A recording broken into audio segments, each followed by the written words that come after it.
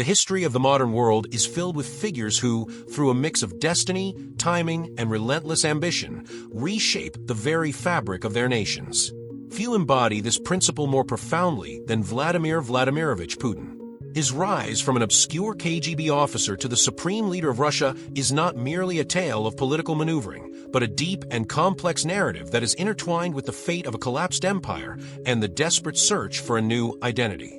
How did a man who, just a few years earlier, was a mid-level bureaucrat in a city administration, come to inherit the nuclear codes of the world's largest country?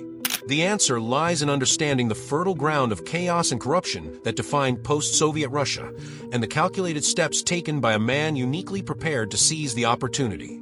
Vladimir Putin's journey began not in the corridors of power, but in the gritty, post-war landscape of Leningrad, now St. Petersburg. Born in 1952, he came of age in an era of Soviet decay, a time when the ideals of communism were losing their luster, replaced by a creeping cynicism. His early life was marked by a quiet determination and a keen interest in martial arts, particularly judo, which instilled in him a philosophy of leveraging an opponent's momentum against them, a principle he would later apply to devastating effect in the political arena. At Leningrad State University, he studied law, a seemingly unremarkable choice that provided a foundation in the state apparatus he would one day command. Yet, it was his postgraduate career that truly set the stage for his future. In 1975, he joined the Committee for State Security, or KGB, the Soviet Union's formidable intelligence and secret police agency. For 16 years, Putin served as a KGB officer, a period he has described with a mix of pride and reserve. From 1985 to 1990, he was stationed in Dresden, East Germany, a crucial post on the front lines of the Cold War.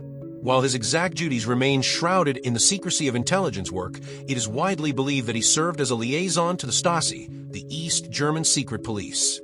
This 5-year period was formative.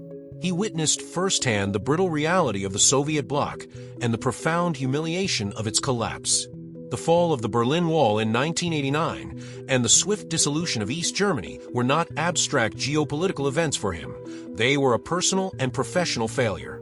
It was during this time that he saw the once omnipotent Soviet state crumble, a trauma he later famously described as the greatest geopolitical catastrophe of the century. The lessons he learned, that a weak state is a vulnerable state, that the West could be a relentless and encroaching adversary, and that power must be ruthlessly defended, would become the guiding principles of his political life. In 1991, with the Soviet Union on the brink of collapse, he retired from the KGB with the rank of lieutenant colonel, returning to a homeland that was unrecognizable. The Russia he returned to in the early 1990s was a country in freefall. The shock therapy economic reforms of President Boris Yeltsin, intended to transition the nation from communism to capitalism, instead unleashed a period of unprecedented chaos. The state's assets, once held in public trust, were sold off in a rapid and often corrupt privatization process. This created a new class of hyper-wealthy oligarchs who acquired control over vast swathes of the economy, including oil, gas, and media. Meanwhile, the majority of the population was plunged into poverty, their savings wiped out by hyperinflation. Unemployment soared, life expectancy plummeted, and organized crime flourished, filling the vacuum left by the disintegrating state. The era was defined by instability. Political battles between Yeltsin and the parliament culminated in a constitutional crisis in 1993 that saw tanks shell the White House in Moscow, and the First Chechen War from 1994 to 1996 was a brutal and humiliating defeat for the Russian military. The Russian public, exhausted by the anarchy and demoralized by the loss of their superpower status, longed for stability, order, and a return to dignity. In this tumultuous environment, Putin began to quietly rebuild his career in the city of his birth.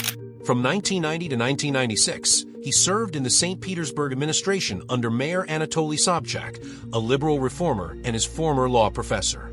Starting as a foreign affairs advisor, he quickly rose through the ranks, becoming Sobchak's first deputy mayor in 1994. In this role, he was responsible for economic development and foreign investment, a position that exposed him to the intricate web of business, bureaucracy, and organized crime that defined post-Soviet Russia. He earned a reputation as a calm, efficient, and pragmatic operator, a man who got things done without drawing attention to himself. When Sobchak lost his re-election bid in 1996, Putin's political prospects in St. Petersburg appeared to dim. Yet the relationships he had cultivated with key figures in Moscow, including Anatoly Chubais, the architect of the privatization program, provided him with a new opportunity. He moved to Moscow in 1996, joining President Yeltsin's administration. His career path from here was nothing short of meteoric. Initially serving as a deputy to the presidential property manager, he was appointed head of the Federal Security Service, FSB, the successor to the KGB, in July 1998. Just a few months later, he was made secretary of the influential Security Council. This dual role placed him at the heart of Russia's security and intelligence apparatus and in the inner circle of the Kremlin. It was in these positions that he began to earn the trust of Yeltsin's increasingly fragile family, the inner circle of advisors and oligarchs who feared prosecution for their role in the rampant corruption of the 1990s. They were searching for a successor who would protect them, a loyal, low-profile figure who could be trusted to stay in shadows and not rock the boat. They believed they had found their man in Putin. The stage was set for the final, dramatic act. In August 1999, with his health failing and his popularity at rock bottom, Boris Yeltsin appointed Vladimir Putin as his fifth prime minister in less than 2 years. The move was met with widespread surprise and indifference. Many saw him as a temporary placeholder, a gray functionary who would serve until Yeltsin could find more suitable successor. But a series of events would soon thrust him into the national spotlight and redefine his public image. A series of deadly apartment building bombings in Moscow and other cities, which the authorities blamed on Chechen terrorists, created a climate of fear and outrage. The Second Chechen War, which had festered since Russia's humiliating defeat in the first conflict, was reignited. As prime minister, Putin took a strong, decisive, and uncompromising stance.